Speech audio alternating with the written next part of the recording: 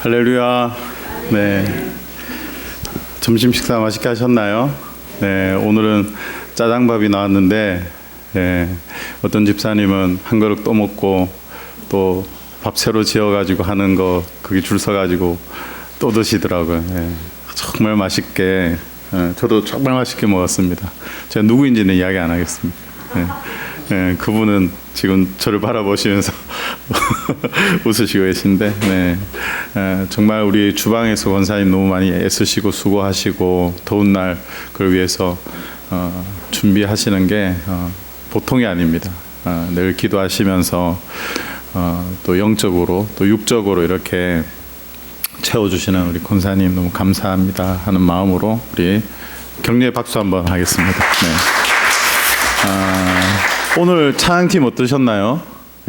진짜 드럼이 들어가니까 쿵쿵짝 하니까 야 진짜 이게 더 안 올라가던 손도 막 확 올라가서 이렇게 제가 찬양하고 이랬는데 우리 오늘 또 피아노로 우리 종선 형제, 드럼 우리 정은 자매님, 우리 또 방송실에 보면 안 보이지만 우리 청년부 홍금정 자매도 있고 우리 싱어로 쓰시는 김지연 집사님, 우리 찬양 인도하시는 김성경 집사님 정말 귀하게 이렇게 쓰임 받는데 제 생각에는 조금 더 이렇게 굳이 마이크 없어도 되니까 이렇게 앞에 한 두 사람 더 서고 이렇게 하면 더 좋을 것 같아요. 우리 격려의 박수 우리 잘 받아가겠습니다. 그리고 정말 우리가 하나님 앞에 이 자리에 앉아서 예배할 수 있는 것, 또 하나님이 우리의 찬양을 받으시는 것 얼마나 감사합니까, 그죠? 우리 하나님 저를 사용해 주시고 또 예배에 참석할 수 있는 귀한 은혜 주셔서 감사합니다 하는 마음으로 우리 저희들을 하나님 앞에 올려드리면서 우리 또 격려의 박수하도록 하겠습니다. 너무 감사합니다. 너무 감사합니다.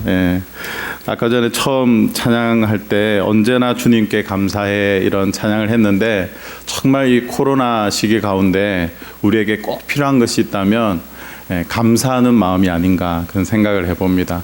한 주간의 삶을 살아가면서도 우리가 늘 감사하고 또 우리 형제님 때문에 또 우리 사랑하는 권사님 때문에 우리 장로님 때문에 우리 집사님 때문에 제가 늘 감사하며 예람교회에서 신앙생활을 합니다 하는 마음으로 우리가 감사의 인사를 할 수 있는 우리 모두가 되었으면 좋겠습니다. 아멘. 오늘 우리에게 주시는 하나님의 말씀은 고린도전서 15장입니다. 고린도전서 15장 12절에서 20절 말씀입니다. 제가 가지고 있는 성경은 신약 283페이지입니다. 고린도전서 15장 말씀입니다. 고린도전서 15장 12절에서 20절까지 말씀입니다. 저와 한 절씩 교독하도록 하겠습니다. 그리스도께서 죽은 자 가운데서 다시 살아나셨다 전파되었거늘 너희 중에서 어떤 사람은 어찌하여 죽은 자 가운데서 부활이 없다 하느냐.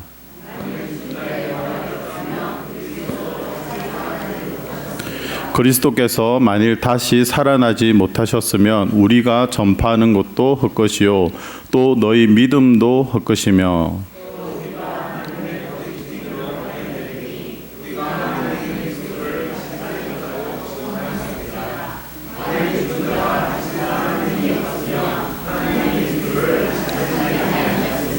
만일 죽은 자가 다시 살아나는 일이 없으면 그리스도도 다시 살아나신 일이 없었을 터이요.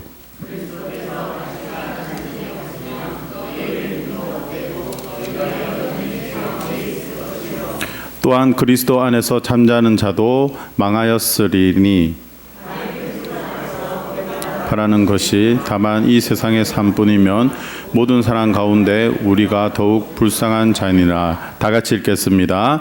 그러나 이제 그리스도께서 죽은 자 가운데서 다시 살아나사 잠자는 자들의 첫 열매가 되셨도다. 아멘. 오늘은 잠자는 자의 첫 열매, 예수 그리스도라는 제목으로 말씀을 전하겠습니다.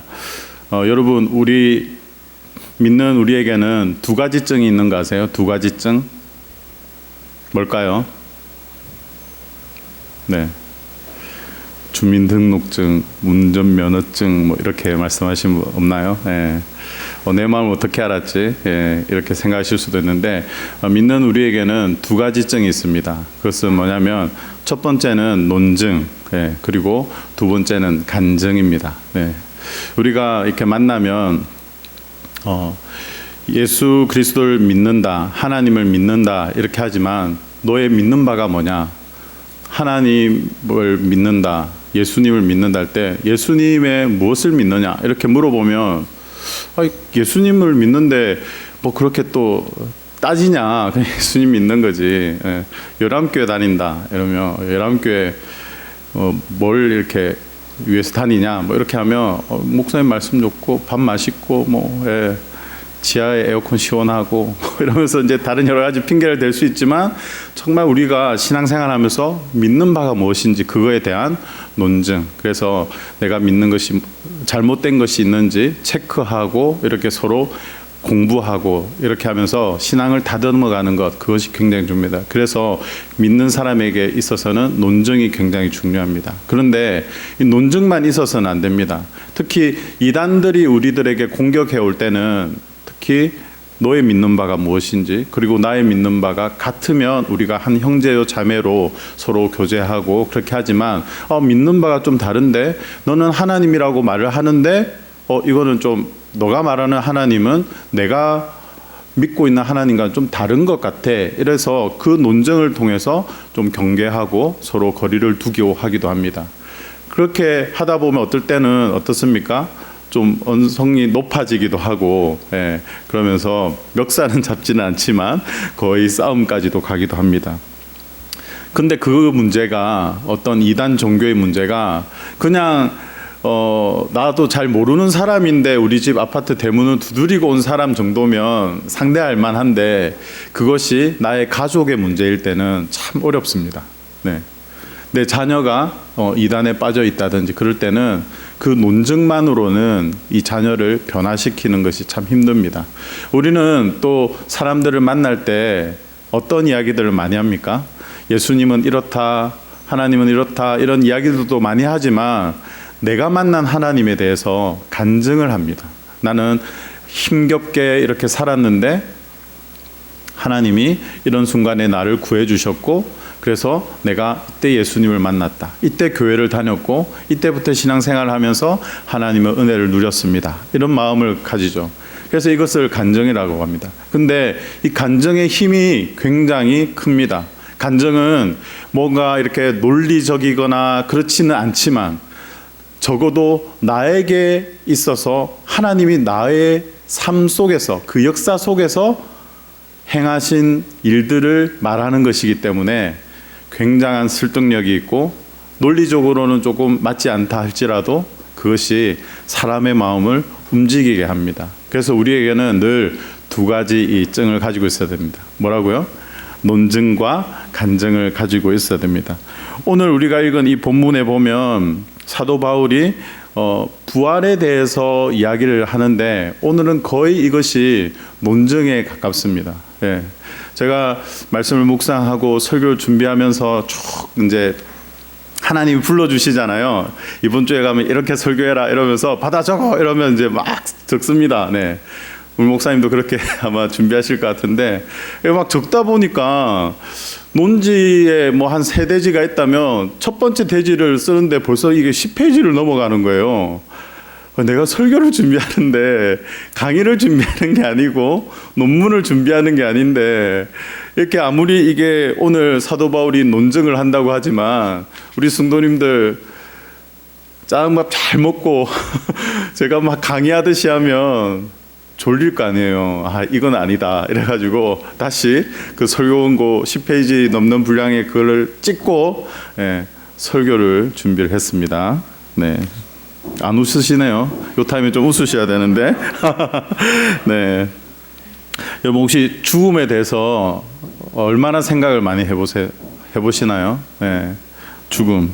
네, 죽음을 평소에 어떨 때 사용합니까? 죽음을 평소에 어떨 때 사용합니까?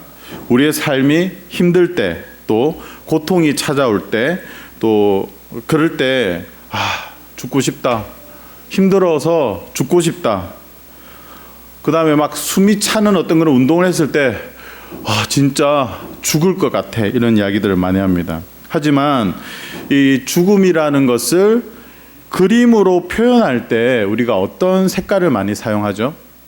금등색을 많이 사용하죠. 어두운 이미지가, 이 죽음 이야기를 할 때는 어두운 이미지가 참 많이 있습니다. 그래서 죽음에는 이 필연적으로 따르는 것은 모든 관계에서 끝이 나는 것을 의미하기도 합니다. 예를 들어서 죽음을 생각하다가 죽음 이후에 이런 것이 있구나 하고 생각하는 사람은 인간 역사 속에는 없습니다. 왜요? 죽으면 끝이기 때문에. 그래서 어떤 사람은 꿈에 죽음을 체험하고 돌아왔다고 해서 책을 쓰기도 하고 그렇게 합니다. 하지만 그것을 다 믿을 수는 없는 것이죠. 믿기는 어렵습니다. 이 죽음을 철학적으로 접근한 사람도 있습니다. 미국 예일대학교 철학 교수인 셸리 케이건이라는 교수님은 죽음에 대해서 학교에서 강의를 하셨어요. 그래서 이 강의 내용이 그 오픈 예일 코스의 사이트에 들어가면 그 강의가 다 올라와 있습니다. 그런데 이 강의를 아주 인기 있었던 이 강의를 책으로 만들었는데, 이 책의 이름이 죽음이란 무엇인가입니다. 죽음에 대한 다양한 방면에서 좀 고찰해보고 싶은 분이 있다면 한번 읽어보기를 권면합니다. 네, 책 사서 읽으시면서 저 욕하면 안 됩니다. 네, 책이 정말 지겹고 힘들고 어렵습니다.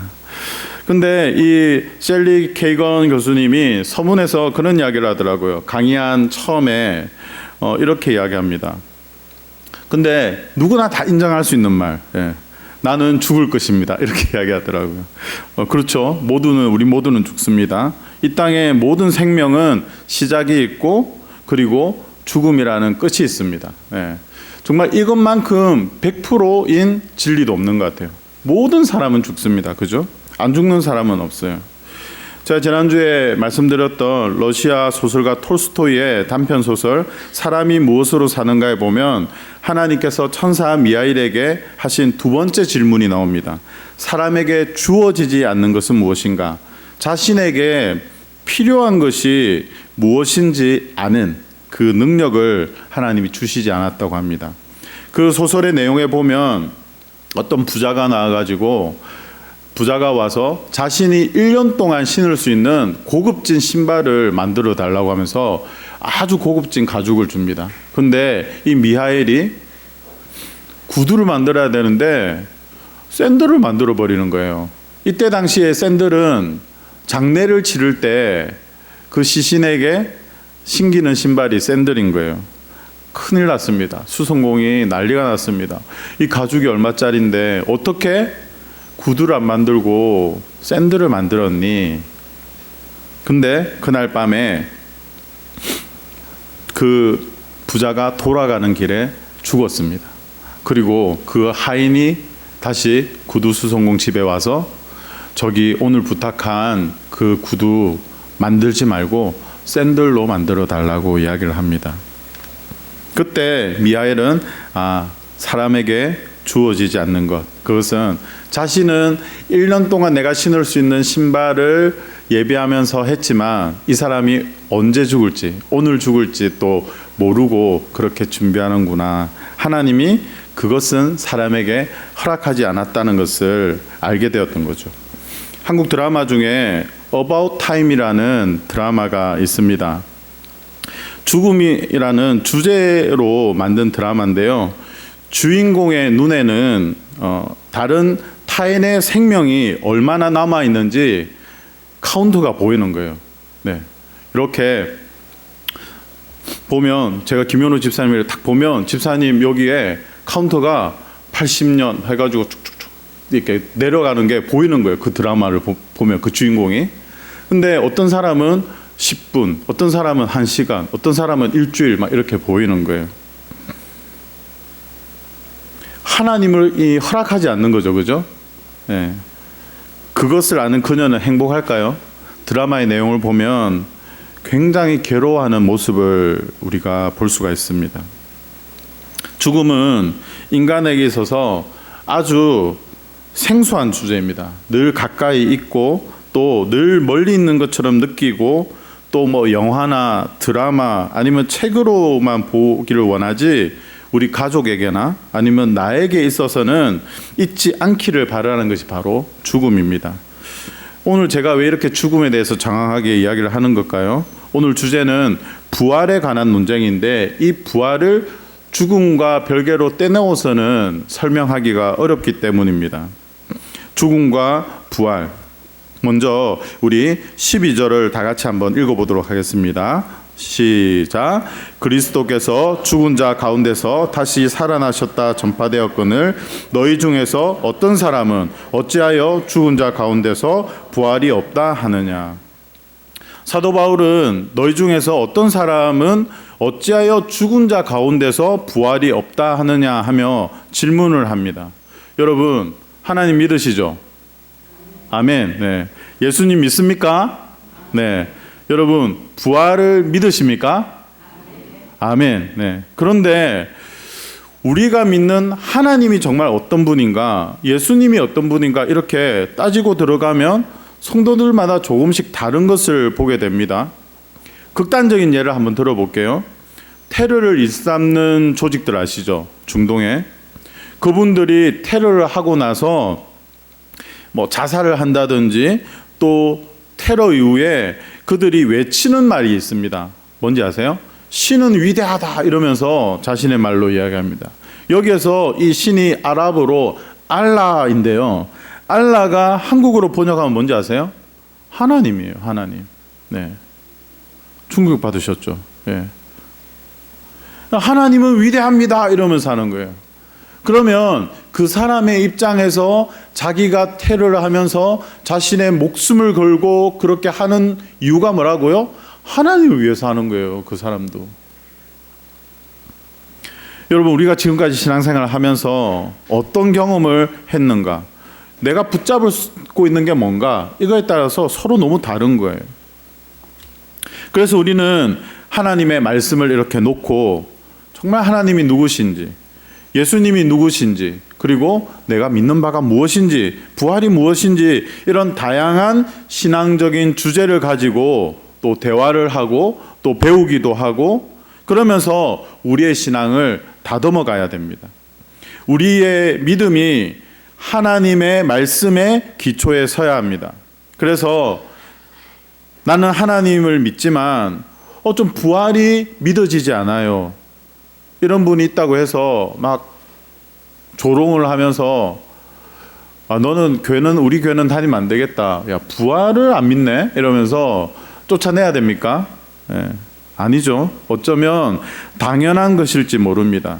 이 믿어지지 않는 것을 부끄러워해서는 안 되는 것이죠. 그렇기 때문에 우리가 배워야 하고 그렇기 때문에 신앙의 다양한 주제를 놓고 가르치고 배워서 우리의 신앙을 어떻게 해요? 튼튼히 견고히 해야 하는 것이죠. 당시 유대인 가운데 여러 지파들 여러 사람들이 있었지만 오늘 사두개인과 바리새인들이 있었습니다. 이들이 사도 바울을 죽이려고 고소하고 막 그랬어요. 그때 사도 바울이 사도행전 23장에 보면 그 회중에다 대고 외칩니다.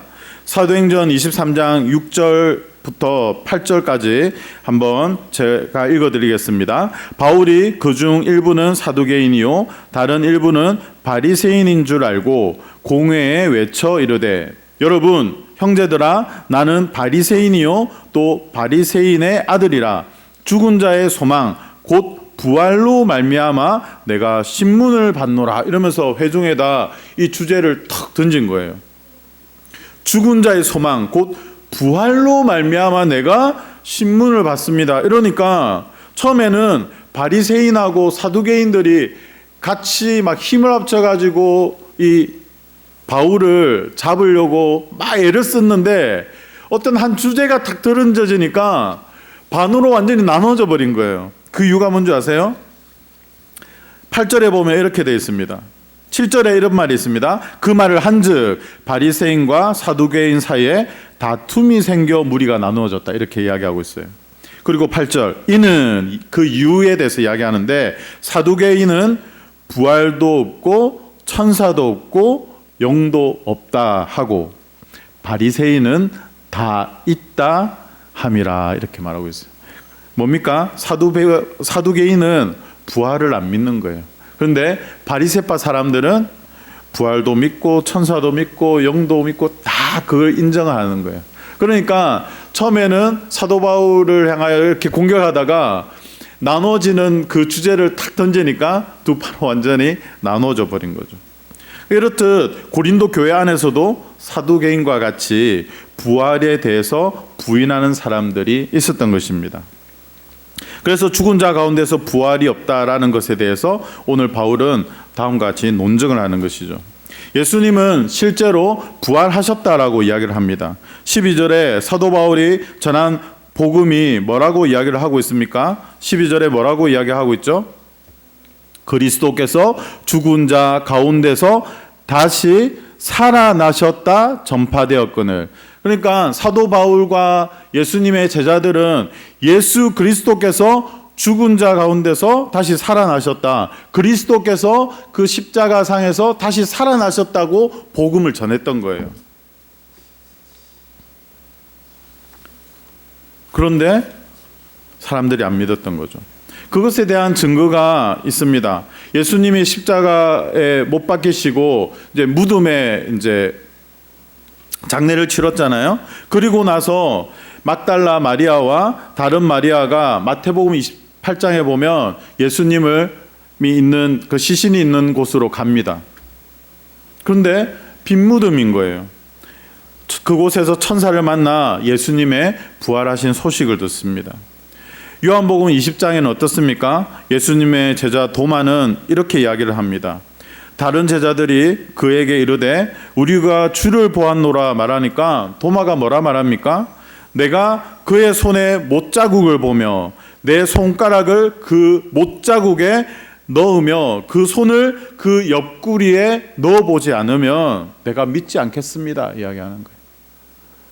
도마가 정말 의심이 많고 신앙이 없어서 그럴까요? 그래도 예수님의 제자인데요. 네. 내가 정말 예수님을 사랑하고 그렇지만 정말 내 사랑하는 그 예수님이 십자가상에서 죽으시고 그리고 나서 그 시간이 좀 흘렀잖아요. 얼마나 보고 싶었겠어요, 그죠? 정말 내 눈에 예수님이 나타나서 도마야, 한번 넣어봐, 만져봐, 내 앞에 나타나서 내가 그렇게 만져보지 않으면 예수님이 다시 부활하셨다는 걸 내가 못 믿겠어요 하는 그 간절한 보고 싶은 마음이 깔려 있는 거죠. 그래서 예수님이 직접 수일 후에 도마 앞에 나타나십니다. 그러면서 뭐라고 말씀하시죠? 똑같이 말씀하십니다. 도마의 그 마음을 이해하시고 도마가 했던 그 말 그대로 이야기를 하시는 거죠. 내 손가락을 이리 내밀어 내 손을 보고 내 손을 내밀어서 내 옆구리에 넣어 보아라. 그리하여 믿음 없는 자가 되지 말고 믿는 자가 되라, 이야기를 하시는 거예요. 예수님은 그 제자의 시선에 맞추어서 눈높이로, 도마의 눈높이로 내려오셔서 도마가 원했던 그 말 그대로 응답해 주셨던 것이죠. 그리고 예수님이 하늘로 올라가실 때에도 수많은 사람들이 보는 앞에서 하늘로 올라가셨다고 성경은 기록하고 있습니다. 이렇게 역사 속에서 많은 증인들 앞에서 예수님의 부활하신 것이 성경에 기록이 되어 있습니다. 자, 13절을 다 같이 읽겠습니다. 시작. 만일 죽은 자의 부활이 없으면 그리스도도 다시 살아나지 못하셨으리라. 죽은 자의 부활이 없으면 그리스도도 다시 살아나지 못하셨을 것이다. 사도 바울이 왜 이 말을 할까요? 이 예수님의 죽음 그리고 부활은 단순히 예수님만을 위한 것이 아닙니다. 이것은 우리를 중생하기 위한, 예수님이 우리를 구원하기 위한 하나님의 계획이라는 것이죠.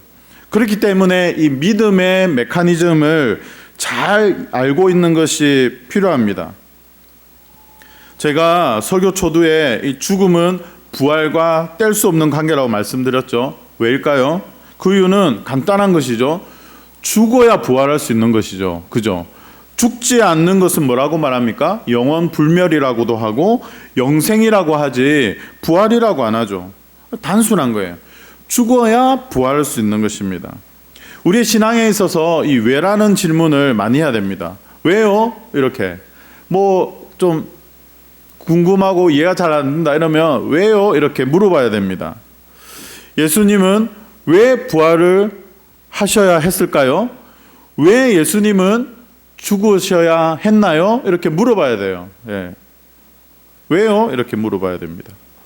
그래 물어보면 왜요? 이거는 일본 담요가 왜요고, 예. 자꾸 질문하지 마 이렇게 하면 안 됩니다. 왜요? 이렇게 물어보면 아 이건 말이야 이러면서 예, 서로 나누고 공부를 해야 됩니다.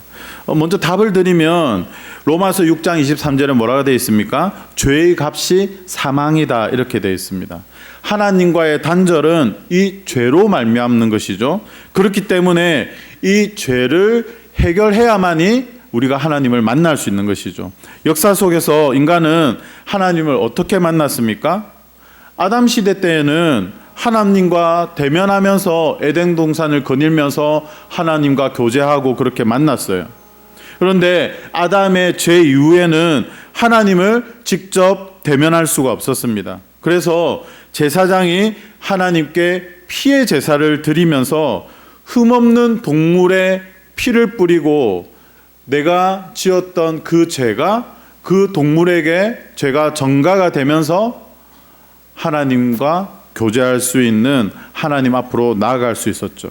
그래서 제사장도 필요했고 그리고 그 제사장이 하나님께 드릴 흠없는 동물이 필요했던 거예요. 그리고 그 동물을 죽임으로써 그 피를 뿌림으로써 하나님 앞에 나갔던 겁니다. 그런데 이 예수님이 우리의 죄를 대속해서 한 번의 제사를 드림으로 히브리서 10장 18절에 한 번의 제사를 드림으로 하나님의 어린 양이 되셔서 우리를 영원히 거룩하게 하셨다는 것입니다. 할렐루야. 이것이 우리가 믿는 믿음이요 신앙인 것입니다. 이제 하나님께 피의 제사를 드릴 필요가 없이 예수 그리스도를 구주로 믿기만 하면 우리는 하나님 앞에 나아갈 담력을 얻게 된 것이죠. 그래서 지금 우리가 드리는 이 예배가 하나님 앞에 두려움의 예배가 아니라 하나님이 내 얼굴을 잠깐 비춰주시며 하나님 안 돼요 이러면서 나 죽어요 이러는 게 아니라 하나님 앞에 드럼도 치고 피아노도 치고 박수 치며 우리가 하나님을 찬양하고 기쁨으로 예배를 드릴 수 있는 이유가 무엇입니까? 바로 예수 그리스도의 한 번의 제사 때문인 것입니다. 그래서 우리 안에 자유함이 있고 우리 안에 감사의 눈물도 있는 것이죠. 그런데 이 고린도 교회 안에 정말 이 중요한 이 부활 신앙, 이 부활을 믿지 못하는 그런 사람들이 있었다는 것이죠.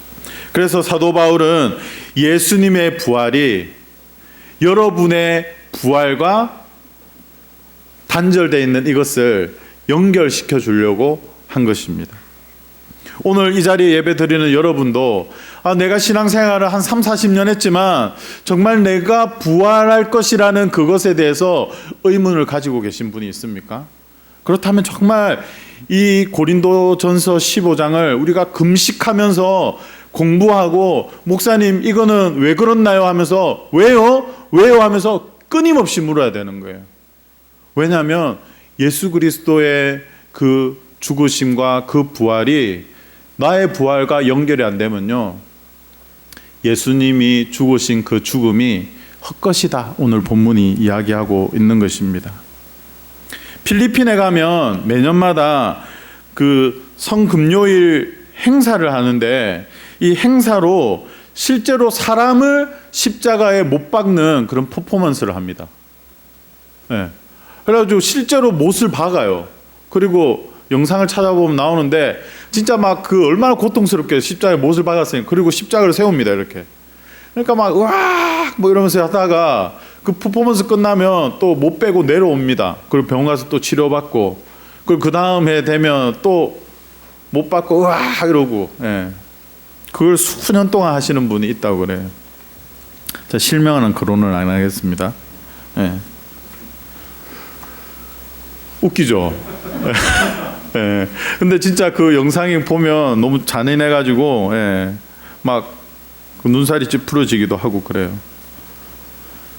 근데 그거는 퍼포먼스잖아요. 그 행사를 기념하고 예수님의 그 십자가의 고난을 기념하기 위해서 하는 퍼포먼스잖아요. 수많은 관광객들이 모여들어서 그것을 보고 합니다. 그런데 예수님이 십자가에 못 박힌 것은 자신을 위한 것이 아니었어요. 우리를 구원하시기 위해 십자가에 올라가셨고 실제로 죽으셨다는 것입니다. 그 퍼포먼스 하는 그 사람처럼 못 박히고 내려와가지고 병원 가서 치료하고 뭐 그런 게 아니라, 예, 실제로 죽으셨다는 것입니다. 죄의 값이 사망이라니까요. 사망으로 죄의 값을 치르신 그 예수님, 누구 때문에? 우리 때문에.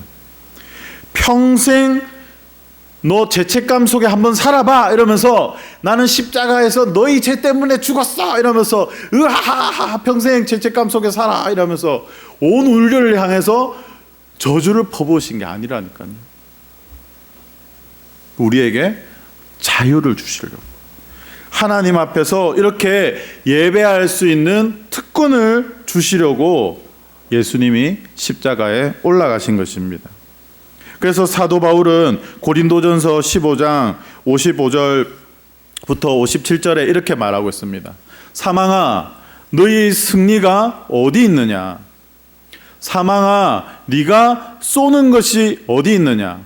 사망이 쏘는 것은 죄요. 이렇게 합니다.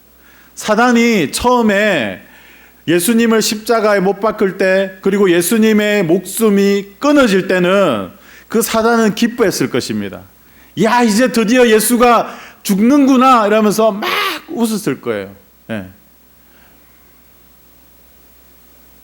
그런데 예수님께서 그 죄를 딛고, 죄가 없으신, 흠이 없으신 하나님의 어린 양이신 그 예수님이, 죄값이 사망인데 인간의 몸으로는 완전히 죽으셨잖아요. 그런데 예수님은 누구십니까? 하나님이신 당신이 우리 인간을 구하시기 위하여 인간의 몸을 입고 이 땅에 내려오셔서 그 죄가 없으신 분이 그 고통을 딛고 주께서 말씀하신 대로 3일 만에 다시 부활하신 것이죠. 죄를 딛고 일어서신 것이죠. 그러니까 오늘 사도 바울이 이야기하는 것입니다. 사망아, 너희 승리가 어디 있느냐? 네가 쏘는 것은 죄다. 하지만 우리 주 예수 그리스도로 말미암아 우리에게 주시는, 승리를 주시는 하나님께 나는 감사한다. 이렇게 이야기를 하고 있는 것입니다. 미치지 않고서야 어떻게 한 고귀한 인간이 십자가에 죽으셨는데 내 죄가 사라졌다 이러면서 감사할 수 있겠습니까? 하나님이 단순히 죽음으로 끝을 내신 것이 아니라 그를, 예수 그리스도를 하나님의 약속대로, 예수 그리스도께서 말씀하신 그 약속대로 살려내셨다는 것이죠. 이것이 우리에게 은혜가 되는 것입니다. 나도 하나님께서 나사로와 같이 죽고 다시 살아날 수 있게 하시는 이 부활의 신앙, 이 부활의 신앙을 우리가 가지고 있어야 되는 것이죠. 필리핀의 그 단순한 퍼포먼스가 아니라 정말 실제로 육신을 벗고 죽으면 주님 오시는 날, 그날 거룩한 몸으로 우리가 부활할 줄로 믿습니다. 예수 그리스도의 부활은 곧 누구의 부활입니까? 곧 나의 부활인 것입니다. 우리는 죽음 앞에서 무릎을 꿇을 수밖에 없는 연약한 존재입니다. 그러나 예수 그리스도의 그 대속 제물로 죽으심과 그분의 부활하심으로 말미암아 이것이 나의 부활이 되었다는 것이죠. 자, 우리 옆 사람과 이렇게 인사하겠습니다. 예수님의 죽으심은 곧 나의 부활입니다. 이렇게 한번. 예수님의 부활은 곧 나의 부활입니다. 이렇게 인사하겠습니다. 예수님의 부활은 곧 나의 부활입니다. 아멘이십니까? 네. 아멘. 네. 정말 우리가 이 요한복음 11장에 보면 나사로의 죽음에 대해서 그 부활 사건이 나오죠. 나사로를 예수님이 일으키시잖아요. 마르다가 얼마나 슬퍼하면서 예수님 왜 이제 오셨어요? 왜 이제 오셨어요?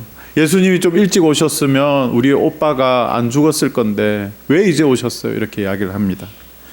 예수님이 35절에 보면 정말 슬프셨던 것 같아요. 눈물을 흘리셨다고 성경은 기록하고 있습니다.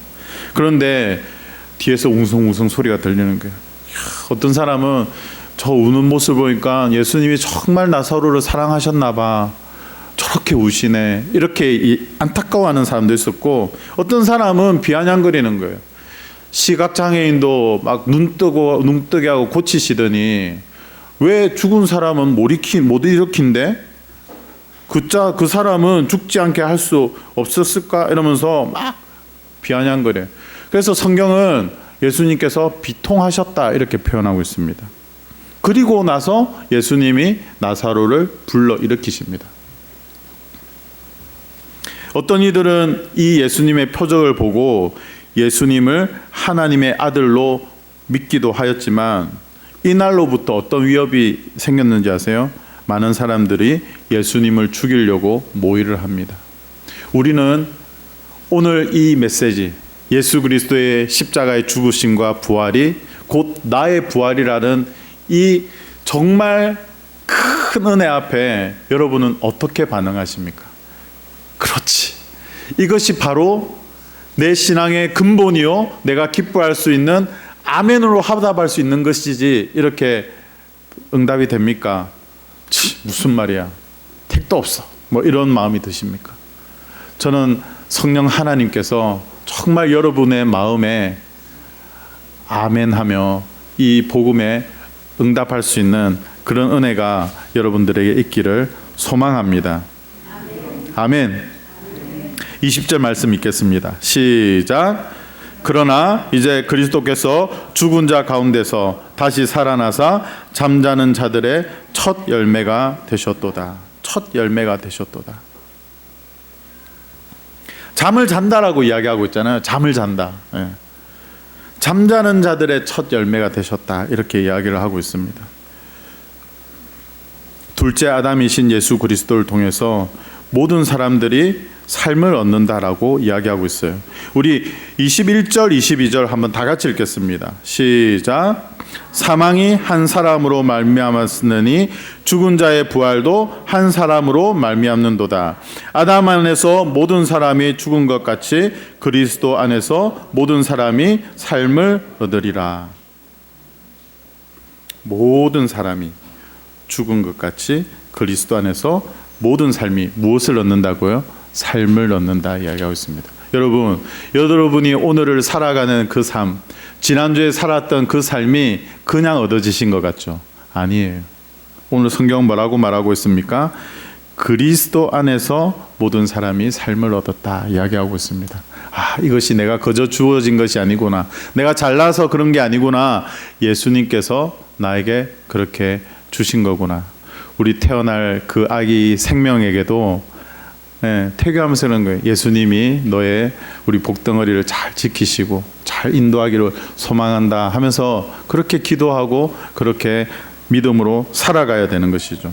설교를 마무리하겠습니다. 제 아들이 5살 때 하루는 이렇게 이야기를 하는 거예요. 빨리 죽고 싶어요 이러는 거예요. 그래서 제가 속으로 뭐야, 이 어린 놈의 자식이 아직 네가 악인데 애인데 뭐가 힘들어서 빨리 죽고 싶다고 하지? 막 갑자기 화가 나는 거예요. 화를 꾹 누르고 마음을 다스리고 제가 이렇게 물었습니다. 왜? 아들은 왜 빨리 죽고 싶어? 제가 실명을 거론 안 하겠습니다. 아들이 2명이 있기 때문에. 아들은 왜 빨리 죽고 싶어? 이렇게 제가 물으니까 그때 아이가 이렇게 말을 하는 거예요. 예수님 보고 싶어요. 이러는 거예요. 아이는 죽으면 천국에 가니까 빨리 죽어서 천국에 가서 예수님이 보고 싶었던 거예요. 네. 그래서 성경에 그렇게 기록하고 있는 것 같아요. 천국에 가려면 어린 아이와 같아야 된다고. 네. 아, 그렇구나. 예수님이 보고 싶구나. 예수님을 만나고 싶구나. 단순히 죽음만 생각하면 뭐가 힘들다고 죽고 싶다고 이렇게 말하냐. 속으로 제가 그렇게 바깥으로 막 화내면서 절대 그래 안 했습니다. 올라와서 한번 물어보세요. 네. 제가 그런 생각을 한 제가 너무 부끄럽더라고요. 네. 신앙인에게 있어서 이 죽음은 예수님을 만나는 시간입니다. 그렇기 때문에 내가 좀 나이가 많아지면 많아질수록 우리가 언제 갈지는 모르잖아요. 하지만 많아지면 많아질수록 우리가 인정해야 되는 것이 무엇입니까? 아, 내가 예수님 만날 날이 가까워 오는구나. 주님, 아, 이제 정말 보고 싶었는데 늘 기도하면서 이렇게 만났는데 정말 이제 우리가 대면하네요. 예. 제가 지난주에 설교할 때도 그랬죠. 코로나 상황 가운데 6개월 동안 교회를 못 나오고 있다가 교회에 나와서 성도님들을 여기 부임해서 대면하면서 예배를 드리니까 내가 너무 좋은 거예요. 예. 그런 것처럼 우리 권사님 뭐 80년을 기다리셨고, 예, 저 같은 경우는 47회 동안 예수님을 만나기를 갈망하면서 기도하면서 이제야 오시려나 언제야 오시려나 하면서 우리가 늘 그분을 마라나타 주 예수여 어서 오시옵소서 하면서 기다리고 있지 않습니까? 그것을 우리가 인정해야 되는 것입니다. 네, 죽음이란 그런 것이죠. 세상이라는 이 작은 방에서 죽음을 통해서 하나님이 계신 천국으로 옮겨가는 것입니다. 우리 막내 은별이가 다른 방에서 자다가 깨면 그 어두운 거실을 뚫고 엄마 아빠가 자는 방에 와서 엄마 품에 안깁니다. 이것이 죽음이에요. 그래서 성경은 죽은 것을 영결이라는 단어를 사용 안 합니다. 네, 그냥 잔다라고 표현하고 천국 환송 예배다고 이야기를 하죠. 왜요? 영결은 영원한 이별이죠. 근데 우리는 영원한 이별이 아닌 것입니다. 예수님이 다시 오시는 날 우리는 주님과 같이 아름다운 모습으로 부활할 줄로 믿습니다. 아멘. 그렇다면 이제 우리에게 이렇게 감사하게 주신 이 삶을 우리는 어떻게 살아야 될까요? 저는 이 찬양에서 답을 얻었습니다. 지난번에 오후 예배 찬양하는데 우리 김성경 집사님이 이 찬양을 하시더라고요. 네, 한번 가사가 나오나요? 네, 한번 제가 읽어드리겠습니다. 가사 나오는 동안 고단한 인생길, 네. 힘겨운 오늘도 예수 내 마음 아시네. 지나간 아픔도 마주할 세상도 예수 내 마음 아시네. 하루를 살아도 기쁨으로 가리 예수 늘 함께 하시네. 후회도 염려도 온전히 맡기리 예수 늘 함께 하시네. 믿음의 눈을 들어 주님을 보기를 원합니다. 이 또한 지나가리라. 주어진 내 삶 속에, 아까 전에 예수 그리스도를 통해서 우리에게 그 삶이 주어졌다라고 이야기하고 있잖아요. 주어진 내 삶의 시간 속에 어떻게 해요? 주의 뜻을 알게 하소서. 네, 오늘 말씀을 기억하면서 오늘 이 찬양을 정말 하나님 앞에 올려드렸으면 좋겠습니다. 코로나로 우리의 사업이 어떻게 될지, 우리의 직장이 어떻게 될지, 우리의 건강이 어떻게 될지, 계속 코로나 이 상황 가운데 교회는 어떻게 될지 정말 보이지 않습니다. 그러나 정말 고단한 인생길, 힘겨운 오늘도 누가 아신다고요? 예수님께서 우리의 마음을 아신다고 하십니다. 우리는 믿음의 눈을 들어 주님을 보기 원합니다 하는 마음으로 우리의 마음을 하나님 앞에 올려드리며 찬양하도록 하겠습니다.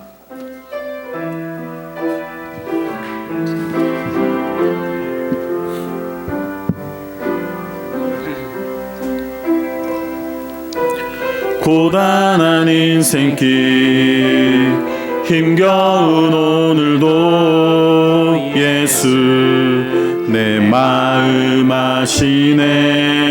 지나간 아픔도 마주할 세상도 누가 아신다고요? 예수 내 마음 아시네. 하루를 살아도 기쁨으로 가리. 하루를 살아도 기쁨으로 가리. 기쁨으로 가리. 누가 함께 하기 때문이요? 예수 함께 하시네. 후회도 염려도 온전히 맡겨드립시다. 온전히 맡기리.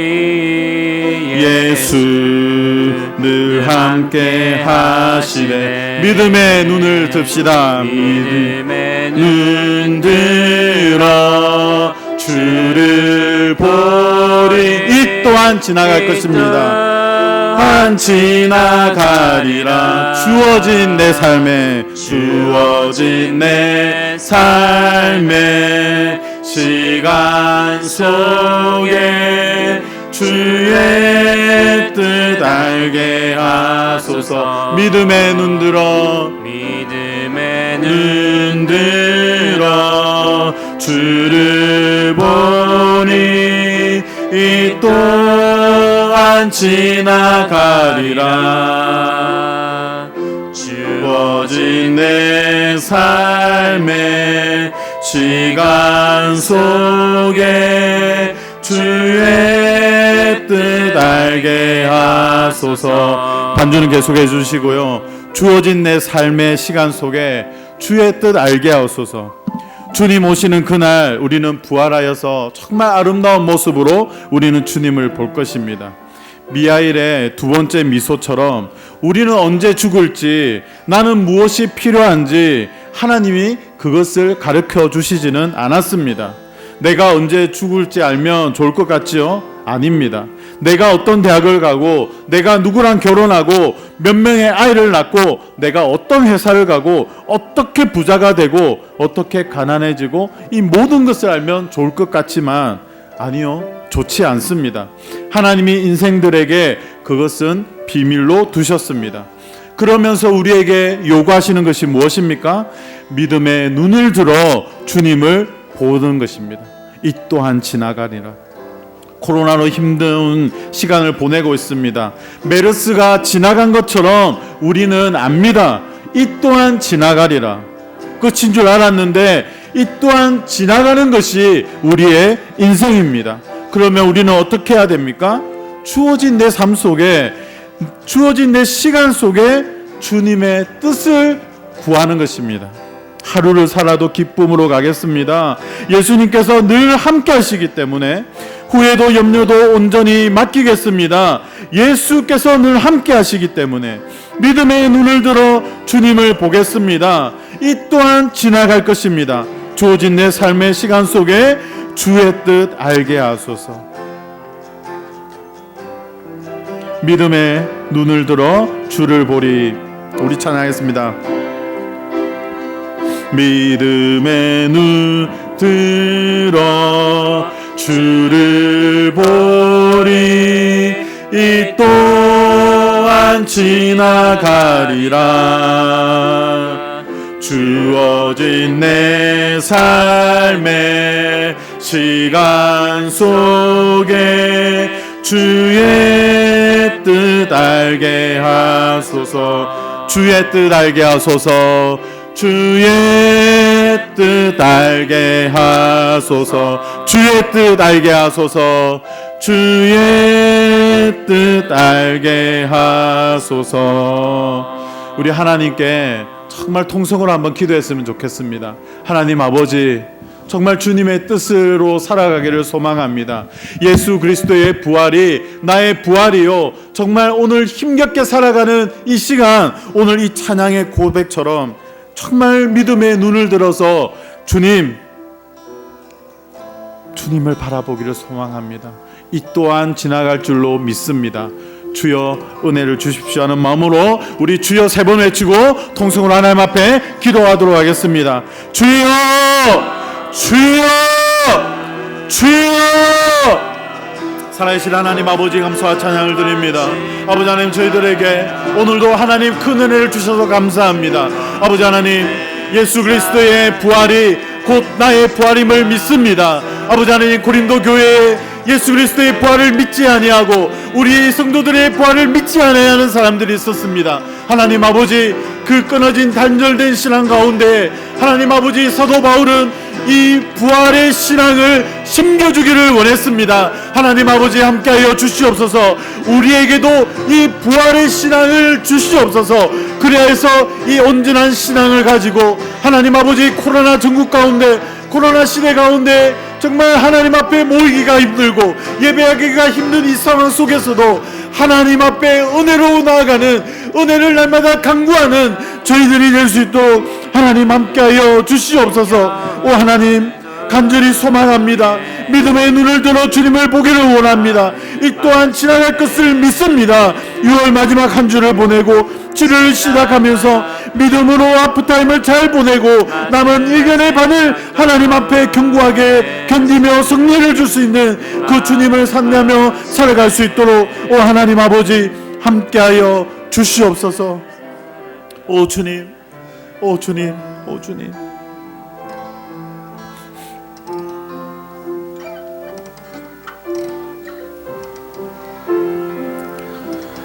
살아계신 하나님 아버지, 잠자는 자들의 첫 열매가 되신 주님을 찬양합니다. 예수 그리스도의 십자가의 죽으심과 부활이 단순한 예수님만의 사건이 아니라 이것이 지금을 살아가는 나와 관련이 있다는 것을 성령이여 깨닫게 하여 주시옵소서. 2000년 전에 이 사건이 오늘을 살아가는 내가 하나님을 바라보고 하나님께 예배하는 담력을 가질 수 있는 근거가 되게 하신 하나님 감사합니다. 부활신앙을 가지고 오늘을 살아가게 하여 주시옵소서. 2020년 우리는 코로나와 함께 힘겹게 반년을 보내었습니다.